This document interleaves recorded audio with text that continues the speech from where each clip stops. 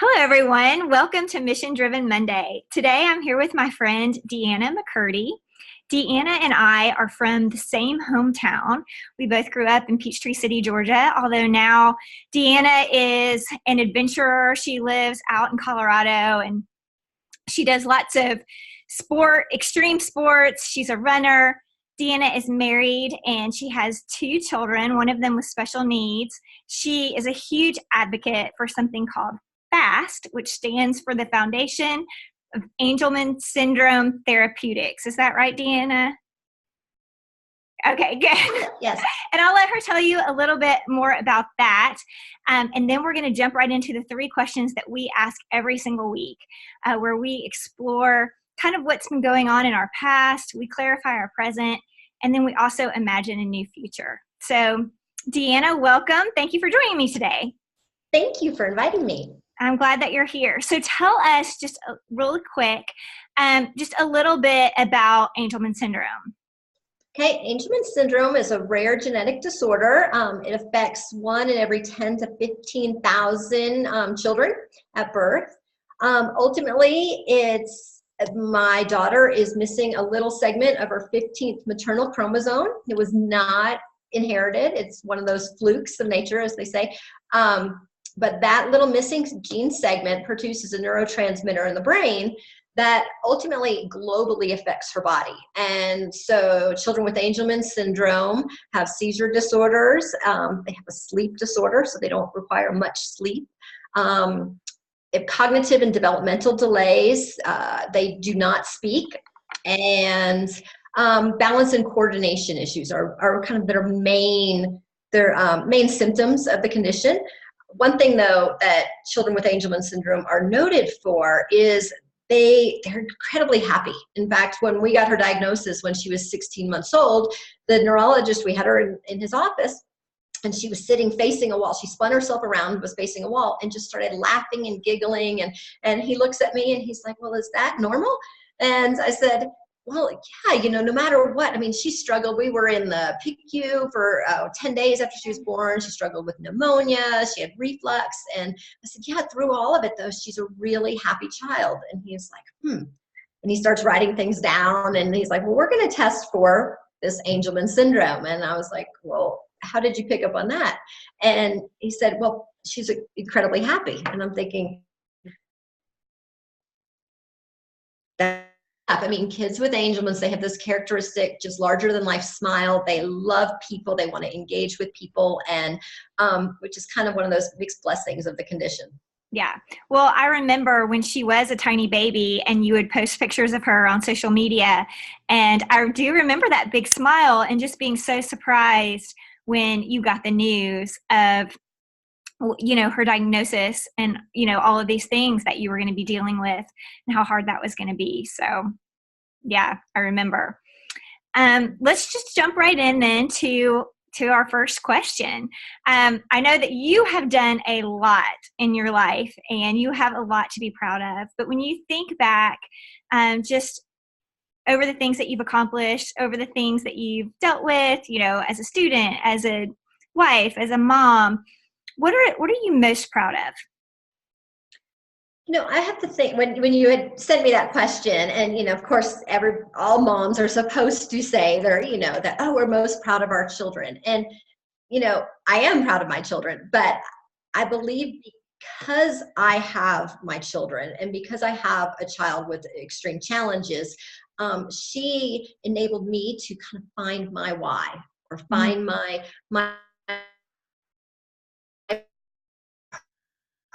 it's like I was a runner in high school and college, and I studied science and physical therapy, and I kept doing things, and I kept running races, not because I loved it and was passionate about it, but I would struggle mentally during a race. Like, I'm out there thinking, why am I out here? I'd rather walk. I really don't want to be doing this, And then after I had a child who had these challenges, my outlook on life changed. Suddenly I realized life can change in that instant. Mm-hmm. And we shouldn't take our moments for granted. We can't say now, well, one day I will try to do this, and I started realizing that the talents that God gave me. God gave me the ability to run. He gave me the ability to understand the human body and activity and injury.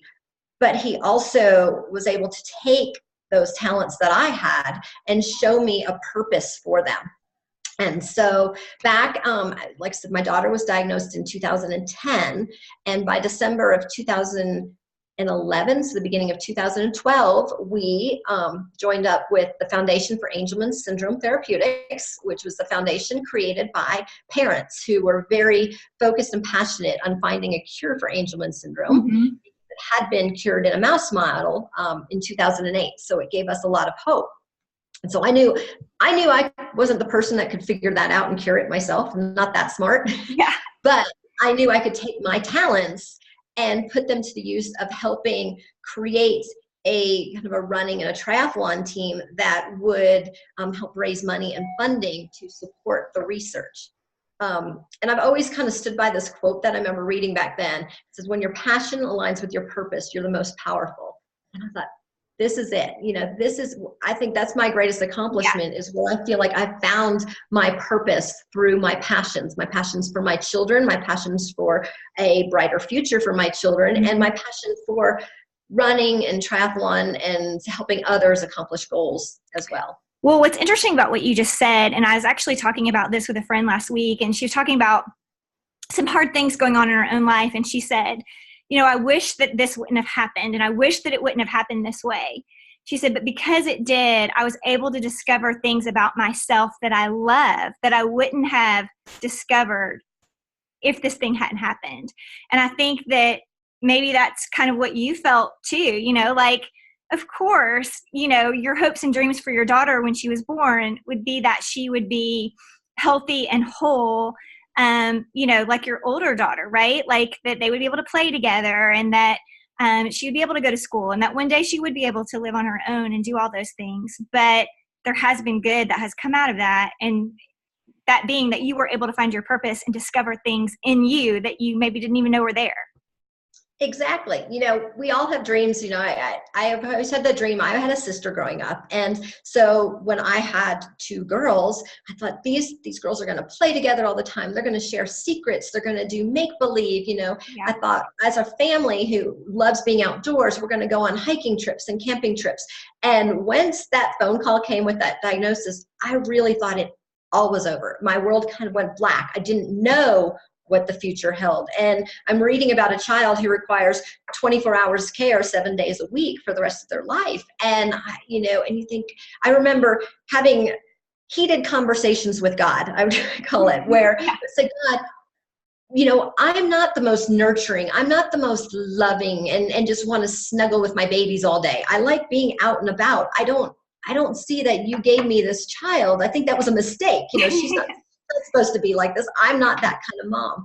But as time has unfolded and I've realized what we have been able to experience in our life, the people we have gotten to meet because of my child, and really grow as a family. And it's an adventure that I hadn't planned, but I think you don't want to say God planned it. But God planned it. God has a bigger plan than we do. Yeah, that's awesome.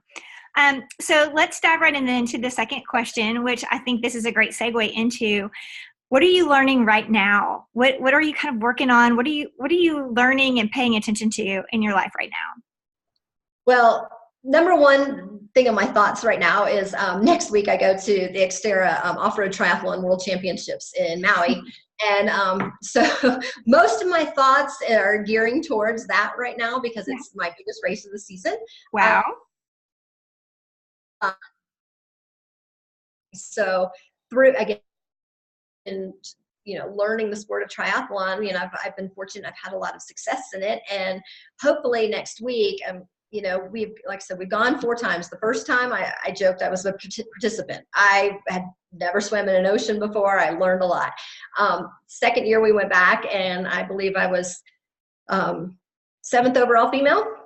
And so then last year I became 4th female overall. So we'll see where this year goes. I've trained really hard this year. And so a lot of my focus has been on that in terms of my own personal life. But, and aside from stage of life, I've really been working. We started, like I said, in 2012, our team Miles for Smiles is what we call it, our fundraising team. But we have grown since then because I've realized that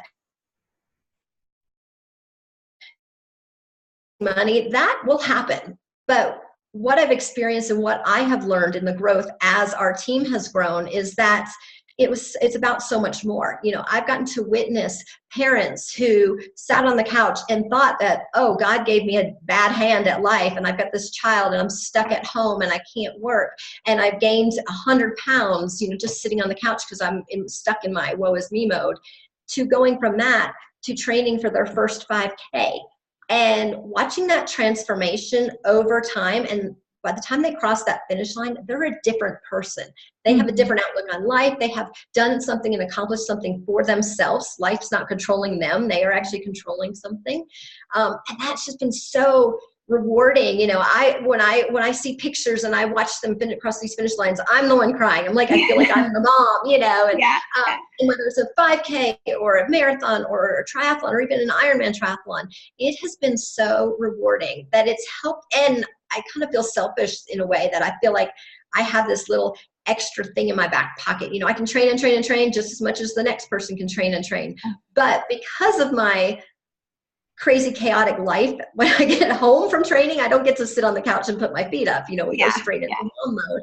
That I can draw on that when it comes to my racing. And I've learned to kind of dig to a deeper level, I feel, that because I really value and appreciate what my daughter has taught me. You know, my daughter who can't do, you know, she can't run. And I see that every day. And I think no matter how painful it is, if I'm running up a big, long mountain, it's nothing compared to the struggles that she's had to overcome. So combining those two things, watching the people cross the finish lines and knowing that I've got this, I call it my, you know, my little ace in the hole, my little, my sweet girl as my cheerleader. We started partnering children and their families with Angelman syndrome with runners and triathletes, and putting this partnership together. We call it our Wings to Fly partners, where the family with Angelman syndrome child can educate and teach the runner or triathlete a little bit about their child and what their life's going through. And then the runner or triathlete dedicates their training and dedicates their racing and runs in honor of that child and family. And so they become each other's cheerleaders, and it's become this neat union that in relationship that's grown and developed. So kind of working on building that and taking our Wings to Fly partnership. And I've actually just kind of started doing some coaching. And kind of, you know, I've learned over the years of my experiences being able to share that and give that back to others, because I feel like, you know, many people can say, write a coaching plan, follow a plan. But if you can find a person's spark, find what ignites them, what ignites that passion in their heart and their why behind why they do that. We really focus on that with my athletes as to what are you going to draw from on those dark moments? Kind of like, you know, the metaphor of life, you know, a race versus, you know, life. What can you draw on in those dark moments to help pull you and get you forward and accomplish your goal and your finish line? So that's and I think that's so important to note that it's amazing that what we can do when somebody's willing to walk alongside of us and push us along. Like, we're all better when we're with people who make us better.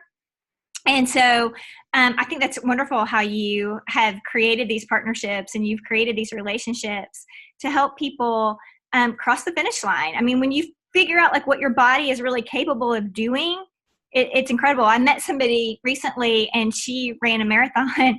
We were doing fun facts and she was like, a fun fact about me is that I ran a marathon without training. And we were like, you did? And we were like, how fast did you do it? She said, I ran it in 4.5 hours. I was like, 4.5 hours without training?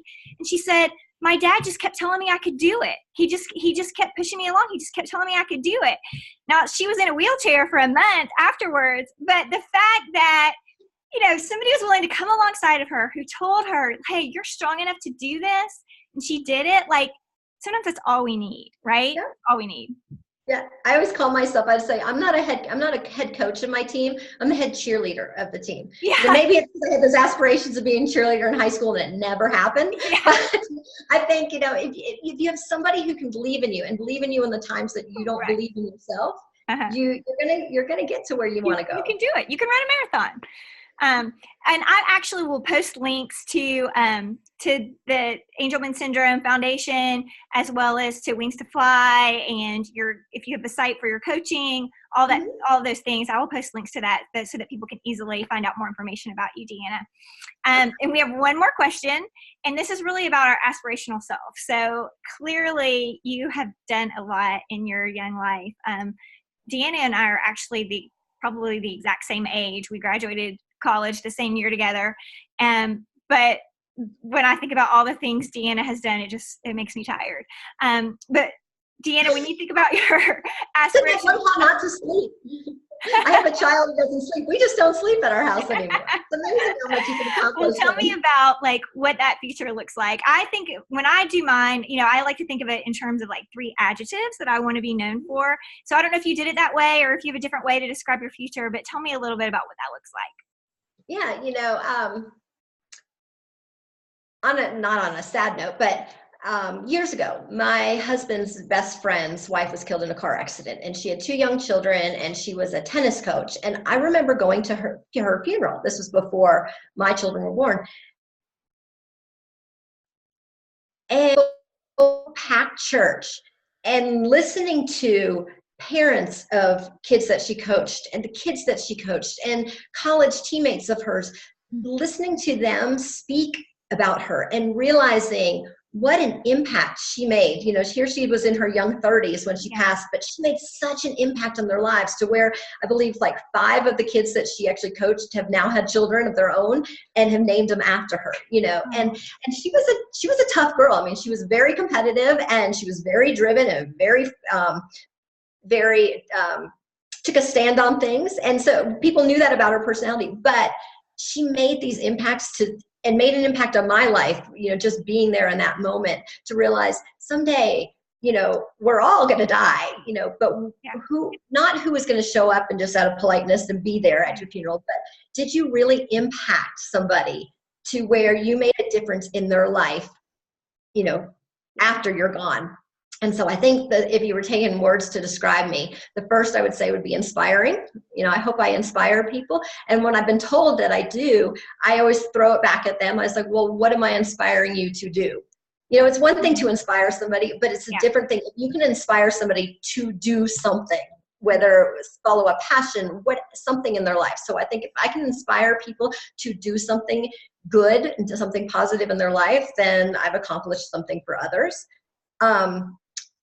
Also, I believe that I'm almost annoyingly positive and optimistic, and I remember that back in high school. And again, that's one of those attributes that you realize comes back to haunt you, I guess, in a good way. Yeah. But I am a positive cheerleader. I do look at the glass as half full. I believe that there is a bigger purpose and a reason behind everything, whether it's me having to take care of my child for the rest of my life, or whether, how Angelman syndrome was cured in a mouse model back in 2008. And now we are on the brink of 5 clinical trials with using this gene therapy procedure, I guess you call it, that technique that has been very successful in other rare disorders. Like maybe my child will live independently someday, but I don't know that. But I choose to think, let's think positive. Let's not be naive to the present situation, but let's look positively that, we have this day and we have the future, but I'm not going to say the future's